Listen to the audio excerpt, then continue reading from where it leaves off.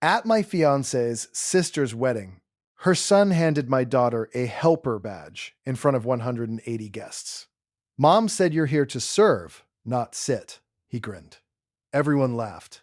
I stood up in complete silence, said only, "Open my gift now."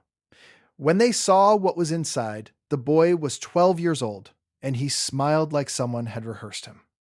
He walked straight up to my daughter, my 7-year-old Maya, who had been talking about this wedding for 6 weeks, who had a specific opinion about which barrette to wear, and had changed her mind 4 times, who had asked me 3 weeks prior if she could wear her farm boots underneath her yellow dress, just in case. And I'd said, in case of what? And she'd thought about it and said, emergencies. And he held out a paper badge, pink border, laminated. The word helper printed in big, cheerful letters. "Mom said you're here to serve, not sit," Connor announced. Loud. On purpose loud. "She said your dad's basically the help anyway, so."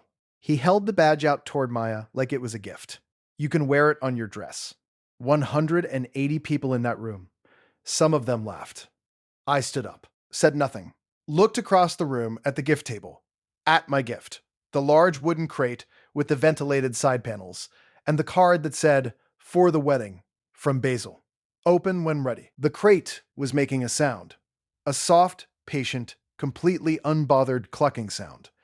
"Bring me my gift," I said. Quiet. Level. "Tell your mother to open it. Right now." And when they saw what was inside, when the lid came up and the room understood what was happening, "I need you to know that the string quartet stopped playing, not one instrument at a time, all at once, like someone had lifted the needle off the record." And that was before Gerald walked in. Let me back up. Because you need the full picture to understand how a farmer from Harrodsburg, Kentucky, ended up escorting 2 Rhode Island red hens and 1 extremely opinionated miniature horse into a downtown Louisville reception hall as his plus ones, and why, 4 weeks later, he remains at complete peace with every single decision he made. My name is Basil. I'm 36 years old. I run a 212-acre working farm in Mercer County, Kentucky. Grain crops. A vegetable operation I sell wholesale to restaurants in Lexington. And about 40 chickens whose eggs supply 4 local grocery accounts. I've been farming since I was 19. Took over my grandfather's land when he passed. Spent 3 years losing money, 4 years breaking even, and the last 6 years building something I'm genuinely proud of. I gross around $180,000 a year. It's not glamorous. It is very much real.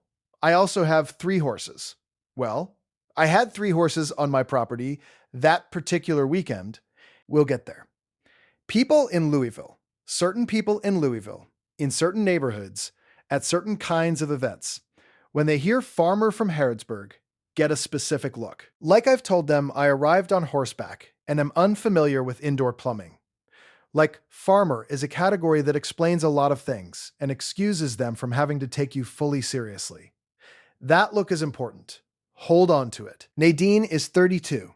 She's a graphic designer at a firm in Louisville. Good one.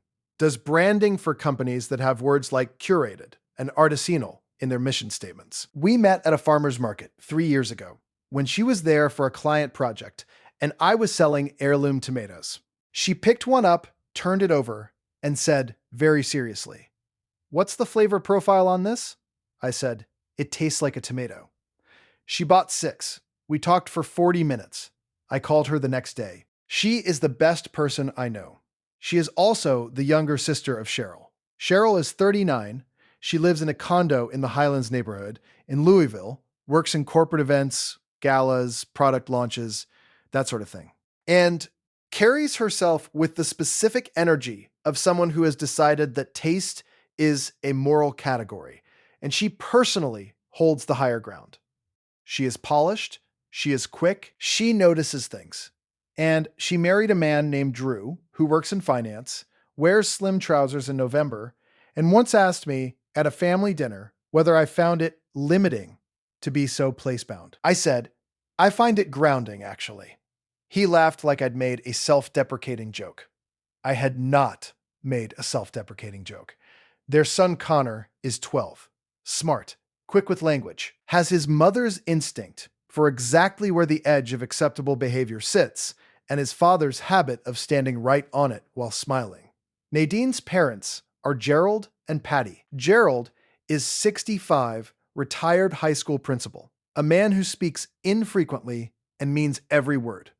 He's the kind of person who will not fill silence just because silence exists. It's either something worth saying or it waits. Patty is 63. Warm, genuinely warm.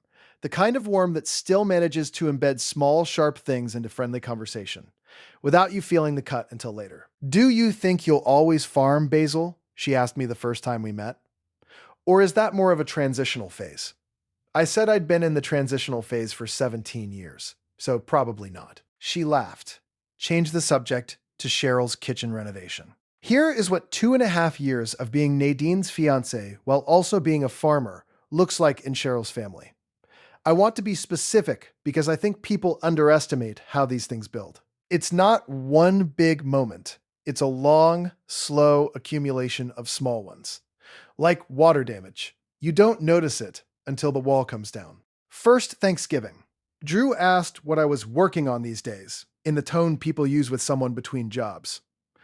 I said I was in the middle of soybean harvest and preparing a winter cover crop rotation. He nodded slowly. Cheryl said, "That's so, rustic," and smiled like it was a compliment. I let it go. Nadine squeezed my hand under the table. Christmas that year, Patty asked if I'd considered diversifying.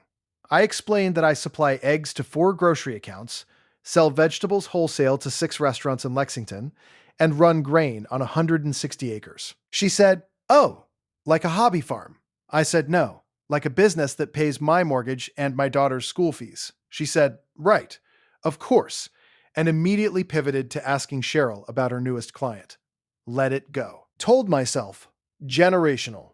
They don't understand. Not worth the hill. The engagement party, Cheryl hosted it, which was genuinely generous of her, and I acknowledge that. Drew made a toast that included the phrase, "Our Nadine, who has always found charm in unexpected places." He looked at me when he said unexpected places, smiling. Cheryl was smiling. Patty was smiling. Gerald the human looked at his drink. Let it go. Again. Connor, at Easter, told Maya that her dad's job was basically like being the guys who pick up the trash, but for food. Maya looked at him for one long, assessing moment and then said, "My dad makes food so you can eat." "What does your dad make?" 7 years old. She said that at 7. Connor didn't have a great answer. Cheryl, who was nearby, said, "Connor, that's not kind." But she was smiling when she said it. I didn't say anything. You don't escalate with a 12-year-old. But I was keeping a tab by then. I didn't fully admit that to myself until later. The rehearsal dinner, 2 weeks before the wedding, Drew stood to give a toast and said, among other things, that even Cheryl's future brother-in-law made it in from the countryside for the occasion. Warmly, with a smile. The table laughed. Nadine's jaw tightened, just slightly, and I thought, we'd get through the wedding and then this dynamic shifts, or it doesn't, and we figure out what that means. That was the plan. Then Connor handed my daughter a laminated badge in front of 180 people. Here's what the reception looked like from where I was sitting. Table 9, near the kitchen entrance. Not the family table. Table 1, front and center, Gerald and Patty alongside Cheryl's closest friends. Not table 2, where Nadine's college friends were seated. Table 9, me and Maya and 2 of Drew's work colleagues who were perfectly nice people and were about to have a very memorable evening. Maya was wearing the yellow dress she'd picked herself. She'd eaten most of her salad and was telling me in detail about a power struggle currently happening in the chicken coop between Gertrude and a newer hen named Barbara who had territorial ambitions. This was important information, and I was following closely. Connor appeared. He had the badge ready. He'd been sent with it. You could see the assignment in his posture, the specific cheerfulness of a kid who has been handed a role and a script and is enjoying both. He said the words, loud, projected, even. Mom said, "Since you're not really part of this family yet, and your dad's basically the help anyway, you're here to serve, not sit. So here, He held the badge toward Maya. "You can wear it on your dress." Grinning. And people laughed. Not a wave. Not everyone. But enough. And in that hall, with that chandelier and that string quartet and that specific atmosphere of a $12,000 venue, enough is a lot. Maya looked at the badge, looked at it like she was trying to understand what she was being asked to accept. Then she looked up at me. She didn't cry. That's the thing. She was 7 years old and she didn't cry. Her face went very still and her jaw set, and she looked at me with the specific expression of a child who has decided to wait and see what the adult is going to do about this. She had that expression on her face. Something moved in my chest.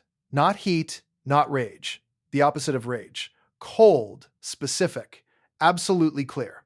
I stood up slowly, buttoned my jacket button, looked across the room at the gift table, where the wooden crate sat with its ventilated panels and its dusty rose ribbon.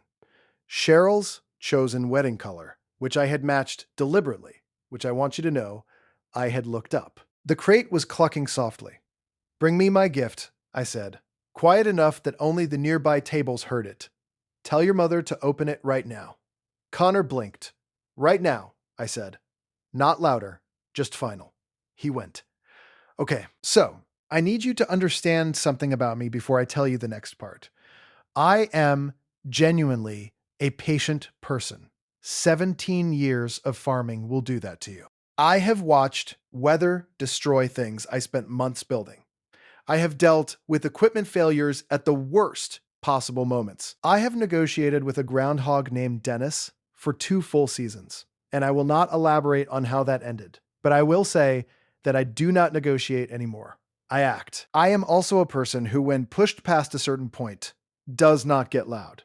I get organized, very specifically, very deliberately, very carefully organized.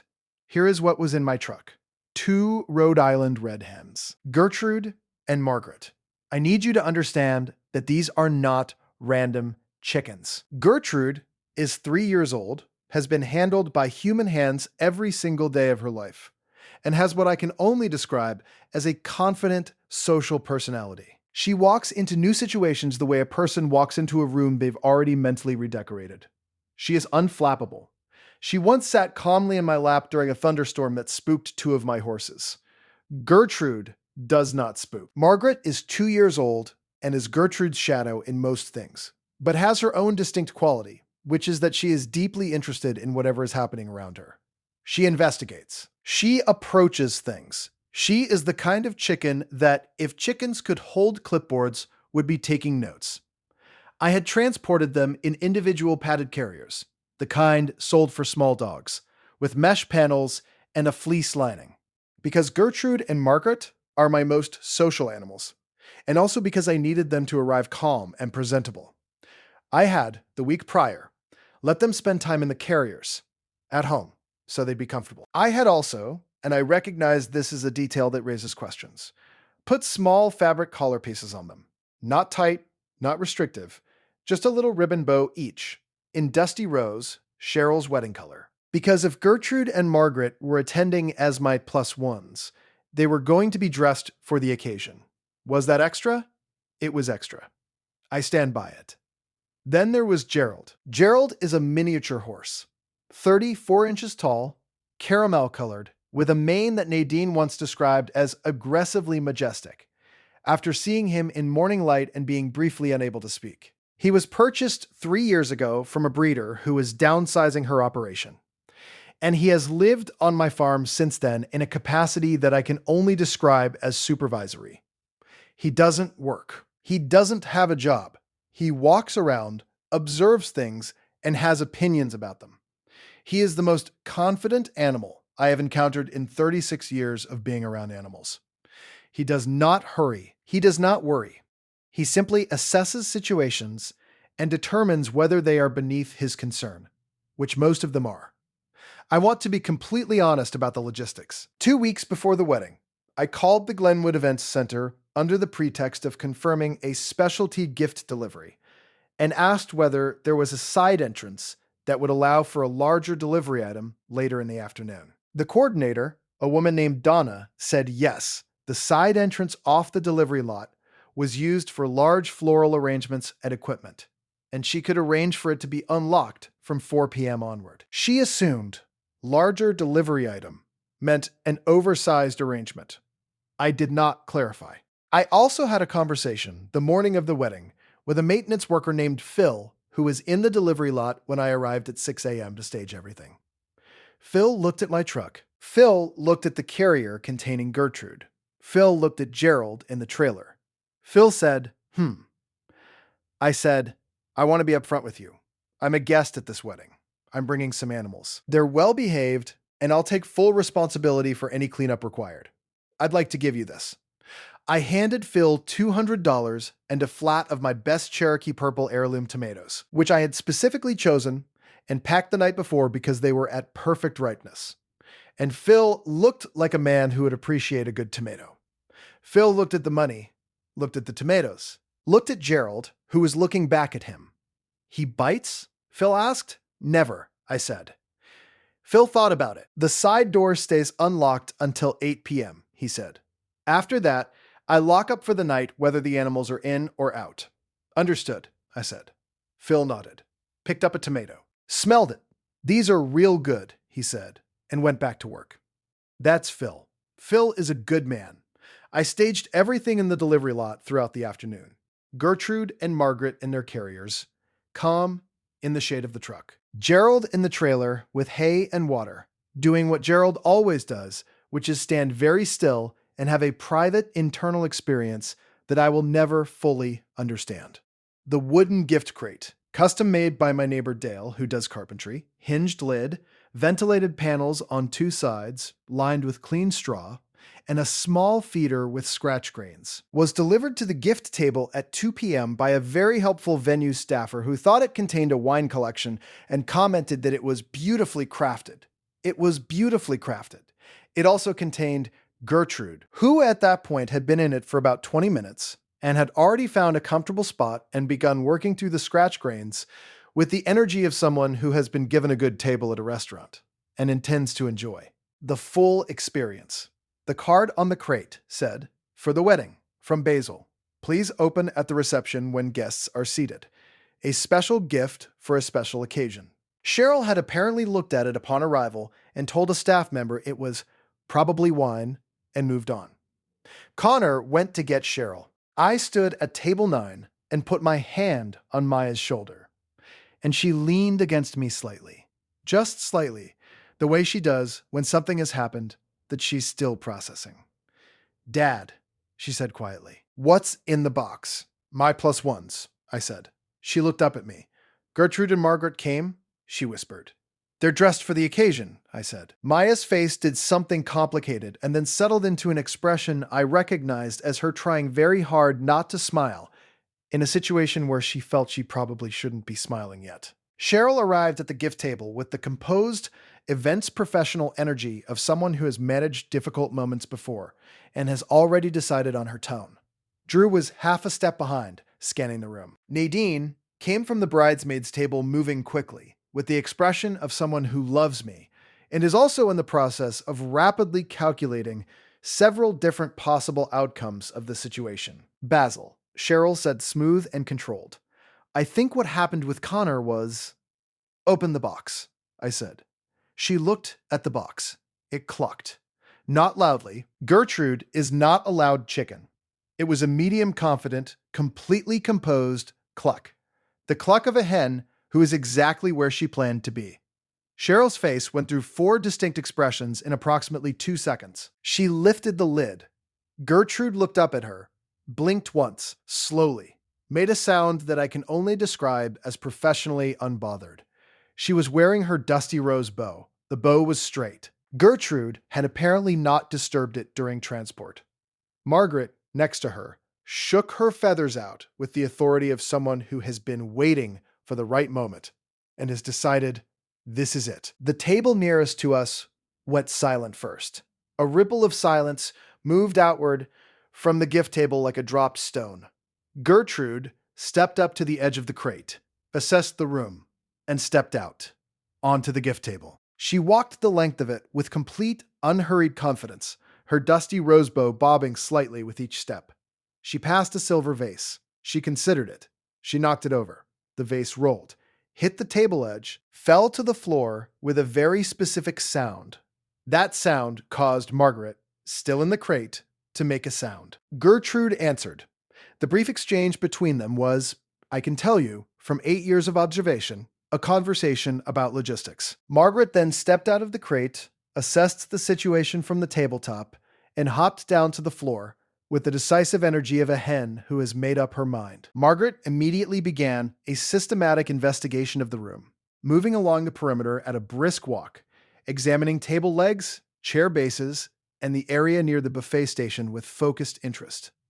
She was taking notes. You could tell.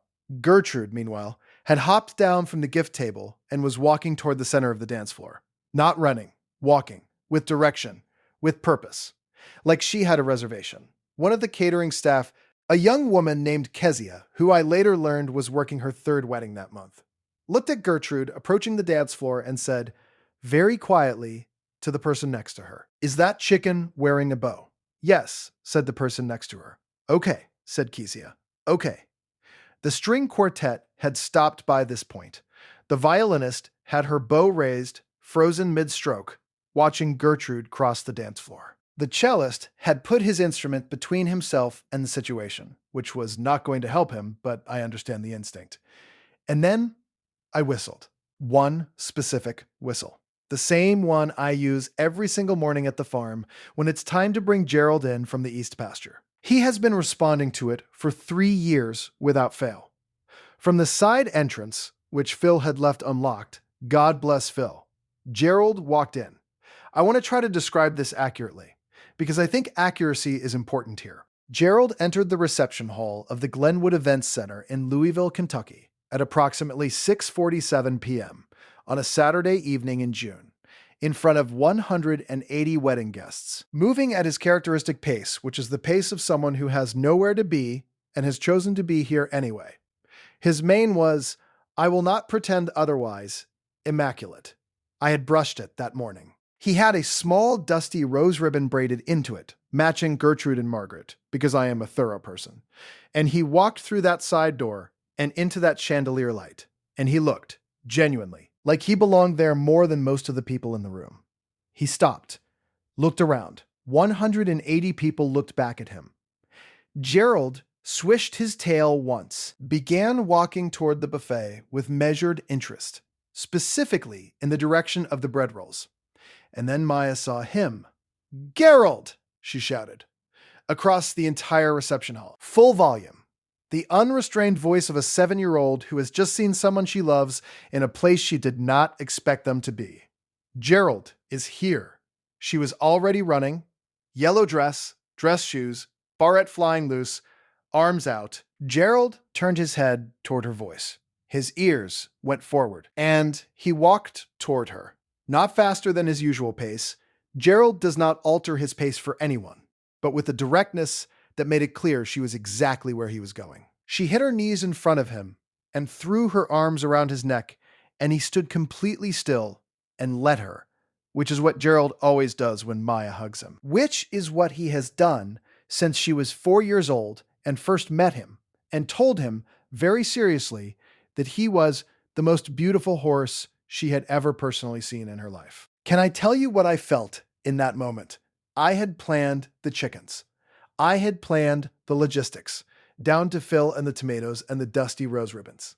What I had not planned, what I genuinely had not factored in, was that my daughter, who had been handed a badge that said helper by a 12-year-old in front of a room full of people, was going to run across a chandelier-lit reception hall in her yellow dress and find Gerald walking toward her, and that the sight of it was going to do something to my chest that I was not prepared for. She had worn that dress on 3 practice runs at home. She deserved to be in that room. Gerald stopped walking when he reached her, stood very still, let her hold on to him. That's all I have to say about that part. The room, meanwhile, was processing. 3 other children had materialized from various tables and were now surrounding Gerald with the collective energy of people who have witnessed a miracle and want to be near it. 2 of them were from Drew's side of the family, which I noted and chose not to make anything of. Gertrude had completed her crossing of the dance floor and was now near the DJ booth, where she had found something on the floor of interest and was investigating it. The DJ, a 24-year-old named Kevin, was looking at her with the focused calm of a person who has decided this is not his department. He picked up his headphones and put them on. He was not going to engage. That was Kevin's choice, and I respect it.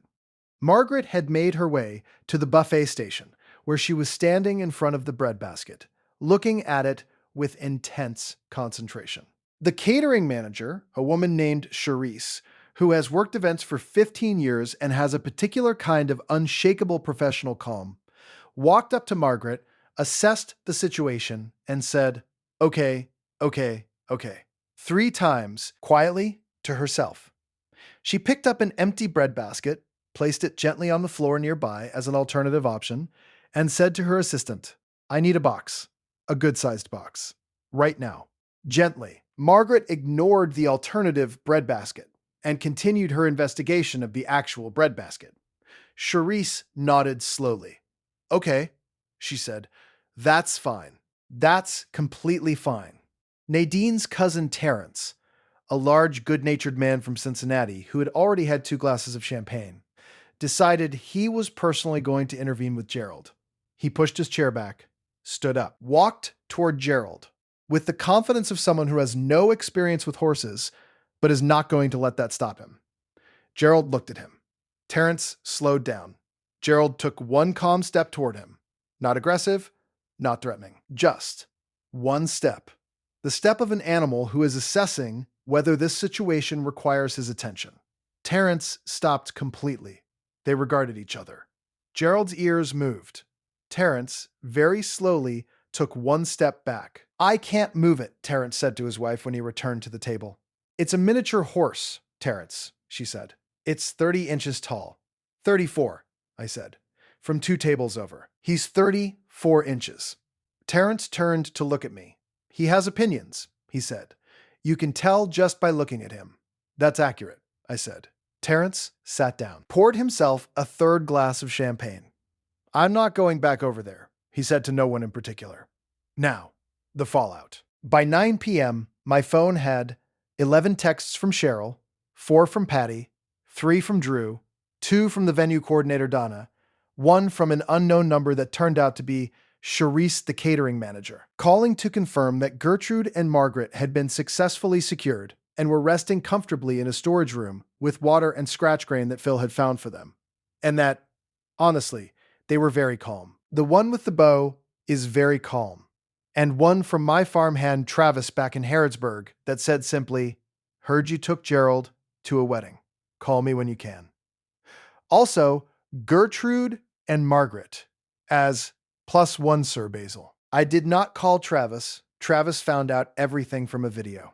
Because Kevin the DJ, 24 years old, 11,000 TikTok followers, had filmed Gerald's entrance on his phone. He had posted it at 9:23 p.m. with the caption, "Bro brought a miniature horse and 2 chickens to a wedding context. The bride's family has been making fun of him for being a farmer all night. The chickens are wearing bows. The horse has ribbons in his mane. I cannot explain how calm the horse is. He just walked in." By Sunday morning, 2.4 million views. Kevin had gotten some of the context slightly wrong. It was the groom's sister-in-law's family, not the bride's family, and the jokes had been going on for 2 years rather than all night. But the internet was not interested in that distinction. The comment section was something I was shown in pieces by Nadine, and need to summarize rather than fully reproduce, because we'd be here all night. The top comment read, "The chickens wearing dusty rose bows to match the wedding colors. This was planned. This was a coordinated operation." Second comment, "The horse walked in and surveyed the room like he'd seen the seating chart in advance and found it acceptable." Third comment, "The 7-year-old running across the dance floor screaming, 'Gerald is here,' is the most chaotic and pure thing I've seen this year." Fourth comment, which was my personal favorite, "Terrence, I can't move it. It has opinions, is all of us." Someone had compiled footage from 3 different phones into a single video. Someone else found my farm's Instagram Gerald has appeared on my farm's Instagram multiple times. He is photogenic and created a side-by-side of him in the field versus walking into the reception hall. The caption, same energy, different venue. A chicken keeping community on Facebook, 17,000 members picked it up Monday morning. The post said, one of ours? It had 800 comments by noon. Several were from people who recognized the Rhode Island red breed specifically and were commenting on Gertrude's apparent temperament. Look at how she walks, someone wrote. That is a chicken who knows exactly what she's doing. A food and agriculture publication ran a piece by Tuesday. Kentucky farmer brings livestock as plus-owns to Louisville wedding. Internet has thoughts. They reached out to me for comment. I sent them a photo of Gertrude in her morning sunspot in the coop, looking directly at the camera with complete composure. They ran it with the caption, Gertrude, available for comment. They also ran a photo of Gerald in the east pasture. Caption, Gerald, unavailable. The family group chat, Nadine plus family, which I had been quietly muted on for 8 months, had 67 messages by 10 p.m. Saturday night. Patty, I need someone to explain to me what just happened. I genuinely do not understand what just happened. Drew, there are multiple liability questions here, and I think we need to address them before anything else is discussed. Cheryl, the centerpiece at table 6 is destroyed. The photographer was doing a wide shot when the chicken knocked over the champagne glasses, and it is going to be in the photos. It is going to be in our wedding photos. Patty, is the horse still there? Nadine, Gerald was escorted out around 7:15. He's in the trailer. He's fine. He ate several bread rolls. Patty, I don't mean is the horse fine, Nadine. Cheryl, the chickens were wearing ribbons. They were wearing RIBENBONs in the wedding color. Can someone explain that to me? Drew, the liability question remains on the table. Gerald at 17's done into the group chat in 5 months. The centerpiece was already tilting before the chicken touched it. I watched it happen. That's a floral issue. 8-minute pause. Patty, Gerald, I'm just saying what I saw. Patty, this is not the moment. Gerald, I know. I still saw it. Drew, can we refocus on the liability? The animals were contained within 25 minutes, and no one was hurt. If you want to talk about what happened before the animals, I'm available for that conversation. 13-minute pause. Complete silence in the chat. Cheryl's Facebook post went up at 11:47 p.m. Beautiful photo of her and Drew from the ceremony. Genuinely lovely shot. She looked wonderful. I want to be fair. Captioned, despite some people's inability to understand what a wedding is, today was everything I ever dreamed of. To my husband. To real love. To everyone who knows how to show up with class. Some people will never understand what it means to honor a moment. That's okay. We do. 117 likes. Comments included, Patty, we love you both so much. Cheryl's friend Lauren, Queen, don't let anyone dim your light. And someone named Linda from what appeared to be Cheryl's book club. Some people are threatened by elegance. Ignore it. What none of them knew at 11:47 p.m. was that Kevin's TikTok had already been viewed 800,000 times, was trending in 3 regional categories, and that the comment, Gerald is here, had become, independently, a sound effect that other TikTok creators were using for videos about unexpected arrivals. Maya had started that sound effect. My 7-year-old daughter. The one with the helper badge. I genuinely did not plan for any of that. Terrence's comment, I can't move it. It has opinions. You can tell. Had been screenshot and shared 14,000 times by Monday afternoon. He was recognized at a Kroger in Cincinnati by a woman who'd seen the Reddit thread. He reportedly spoke with her for 11 minutes about the experience. He texted Nadine about it 3 days later. He said, this is the most notable thing that has ever happened to me personally. I want you to know I consider it a net positive. Phil, the maintenance worker, sent me a text Sunday morning.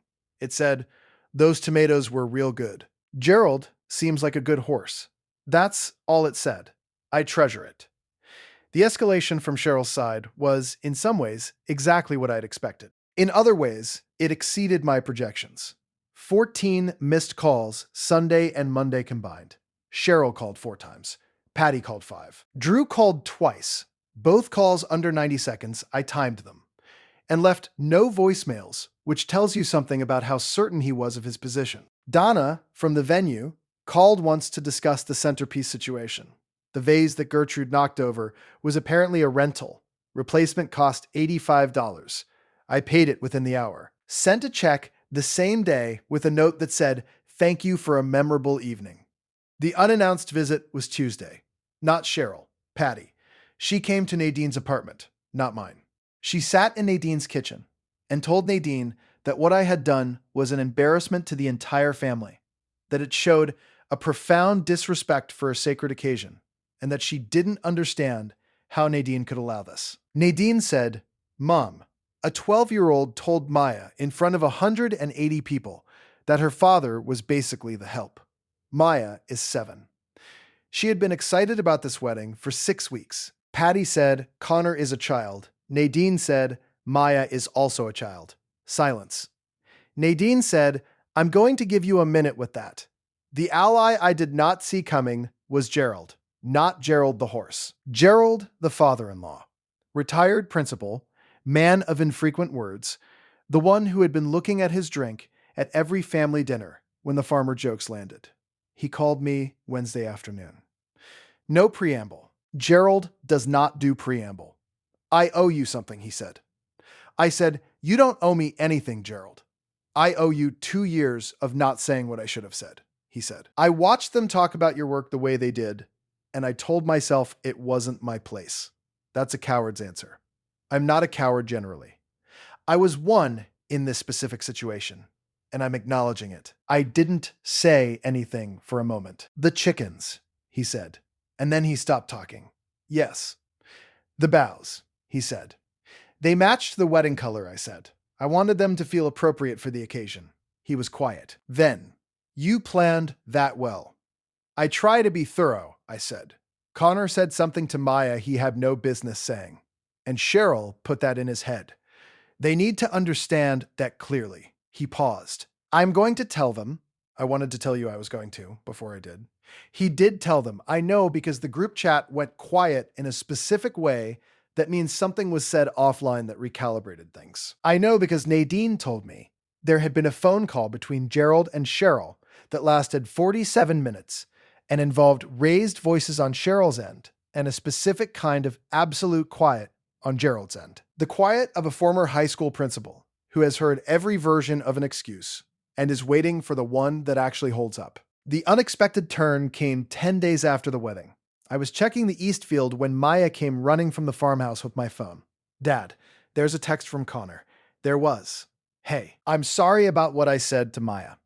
I thought it was funny, but it wasn't, and she didn't deserve it. Also, I looked up miniature horses because of Gerald, and I didn't know they were a real thing. I thought maybe you'd rented him or something. He's actually really cool. Is it true he walks around and just has opinions about things? That's what the Reddit comments said. Can Maya bring him to school for show and tell? No punctuation. 12 years old. Choosing, without being told to type out an apology and then ask about a horse. I looked at that text for a while. Then I looked at Maya. He wants to know if you can bring Gerald for show and tell, I said. Maya thought about this. That's my show and tell, though, she said. I know, but, she said, considering he could come watch, if he wants. I texted Connor back. The apology was good and I accept it. Gerald does have opinions about things. That's accurate. Maya says you can come watch her show and tell if you want. He'll need carrots. Regular carrots, not baby carrots. He's particular. Connor responded in 4 seconds. Okay, noted. What kind of opinions does he have? I typed back, mostly about whether situations are beneath his concern. Most of them are. Connor, that's actually really cool. Maya, reading over my shoulder, nodded slowly. He's going to like Gerald, she said. Gerald is very good with people who admit when they're wrong. 7 years old. She said that at 7. I don't know where she gets it. Are we one big happy family now? No. I want to be completely clear about that so nobody walks away with the wrong impression. Cheryl sent me a message 3 weeks after the wedding. 8 sentences. She said that what Connor had said to Maya was wrong, and she should have set a different example. And she was sorry for that specifically. She did not address 2.5 years of farmer jokes. She did not address the table placement or Drew's toast about finding charm in unexpected places, or Patty's transitional phase comment at the very first dinner. 8 sentences is not a clean slate, but it's something. It's more than I expected, honestly, and I'd rather have it than not. Drew has not said anything directly to me. Drew has, however, called me Basil twice in recent weeks, instead of addressing me indirectly as the farmer, which for Drew is essentially a significant gesture. I notice it. I'm not going to pretend it's enough. I'm also not going to pretend it didn't happen. Patty, at a Sunday dinner last week, asked me genuinely what breed Gertrude and Margaret were. I said Rhode Island Red, one of the most reliable, dual-purpose heritage breeds in American farming. Excellent layers, highly adaptable temperament. She listened. She asked a follow-up question about whether they were difficult to keep. We talked about it for 4 minutes. It was a small thing. It was something. Kevin the DJ has gained over 6,000 followers since he posted the video and has received 8 requests for farm-themed events. He texted me out of the blue to tell me he'd named his new playlist Gerald Walked In and hoped that was okay. I said it was more than okay. Terrence from Cincinnati sent Nadine a message last week. He said, "I want you to know that what happened at the wedding has improved my life. I think about the horse approximately 4 times a week. Tell Basil that animal has a spiritual quality." He paused, apparently, and then added, "I'm serious. I'm not joking. Something happened to me when I looked at that horse, and I'm still thinking about it. Gerald the horse is back in his field in Harrodsburg. He ate multiple bread rolls at the wedding and has shown no signs of it affecting him in any way, which is consistent with Gerald's general approach to experiences. He does not seem changed by the event. Gerald does not seem changed by anything, ever. He continues to walk around and have opinions, and I continue to not fully know what they are, and our relationship is fine. Gertrude has been noticeably more confident since the wedding. I do not know how to explain this in scientific terms. She just carries herself differently. She was always confident. Now she is confident in the specific way of someone who has walked a dance floor and found it beneath her. Margaret has developed what I can only describe as an even more focused, investigative approach to the world.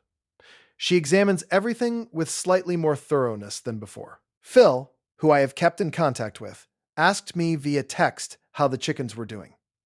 I sent him a photo of Gertrude in her morning spot. He sent back, "She looks like she's thinking about something important." She always is, Phil. She always is. Maya keeps the helper badge in the tin on her bookshelf. I was surprised by that.